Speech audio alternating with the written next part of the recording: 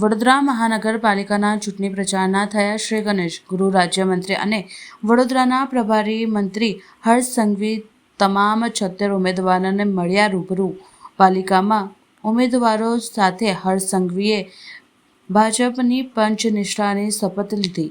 ગુજરાત વિધાનસભાના મુખ્ય દંડક સહિત ભાજપના દિગ્ગજ નેતાઓની હાજરી વચ્ચે પ્રચારના થયા શ્રી ગણેશ. હર્ષ સંઘવી શહેરના વિવિધ 3 ચૂંટણી કાર્યાલયની મુલાકાત માટે નીકળ્યા. બૂથ કાર્યકરો સાથે સંવાદ કરીને ચૂંટણી પ્રચાર અંગે આપશે માર્ગદર્શન. બધા જ લોકો આજે શિવજીને દર્શન કર્યા કે નહીં? તો દર્શન કરીને ખાલી એટલા જ આશીર્વાદ પામવાના છે કે આપણા સૌ થકી વધુમાં વધુ લોકોના સારા કામો થવા જોઈએ. રાજનીતિ માટે નથી. મારી પાછળ દોરાઈશું. ભાજપના કાર્યકર્તા તરીકે નાગરિક કર્તવ્ય બંધારણ નિયમોને અનુસરીશ અને નાગરિક દેવો ભવ ના ભાવ સાથે કાર્ય કરતો રહીશ. હું જનસેવા એ જ પ્રભુ સેવા ના મંત્ર સાથે ભાજપની કેન્દ્ર સરકાર અને રાજ્ય સરકાર ના વિકાસ કાર્યો યોગદાન આપતો રહીશ.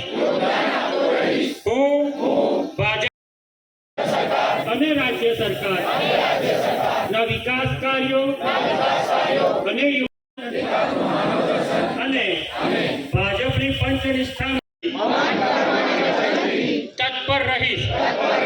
આજે ગુજરાત રાજ્યના મુખ્યમંત્રી અને વડોદરાના પ્રભારી મંત્રી શ્રી હર્ષભાઈ સંઘવી આવ્યા છે અને વડોદરા મહાનગરપાલિકાના જે 76 કાઉન્સિલર છે એને શપથવિધિ લેવડાવી છે. જે રીતે સેવાના કાર્યો પહેલાં પણ કરતા હતા અને આજે ડબલ સ્પીડથી અમે કાર્ય કરવા તત્પર છે. ભારતીય જનતા પાર્ટીને પંચનિષ્ઠામાં છે કે છેવાડાના માનવી સુધી પહોંચવાનું કાર્ય કરવાનું, એ અમે એની માટે પ્રતિબદ્ધ છે. બસ આજે ખુશીનો માહોલ છે અને દેશના વડાપ્રધાન નરેન્દ્રભાઈ મોદીજી અને આપણા ગૃહ અને સહકાર મંત્રી અમિતભાઈ શાહજી, આપણા પ્રદેશના પ્રમુખ નીતિન નવીનજી અને આપણા ગુજરાતના ભૂપેન્દ્રભાઈ પટેલજી જે મુખ્યમંત્રી છે અને આપણા ગૃહમંત્રી શ્રી હર્ષભાઈ સંઘવી દ્વારા તમામ મોવડી મંડળ ગાંધીનગરનું અને વડોદરાનું આ લોકોએ સુંદર મજાનું એક આયોજન કર્યું છે. આપ જોતા હશો કે 76 ઉમેદવારો માટે આજે રેડ કાર્પેટ આપીને એમણે જનસંકલ્પ લેવડાવ્યો છે. તો આજે અમારી જવાબદારી ખૂબ વધી ગઈ છે. પાર્ટી પ્રત્યેની લાગણી, એમના પ્રત્યેનો પ્રેમ આજે અમારો વધી ગયો છે અને આ જનસંકલ્પ માટે અમે લોકો તત્પર છીએ.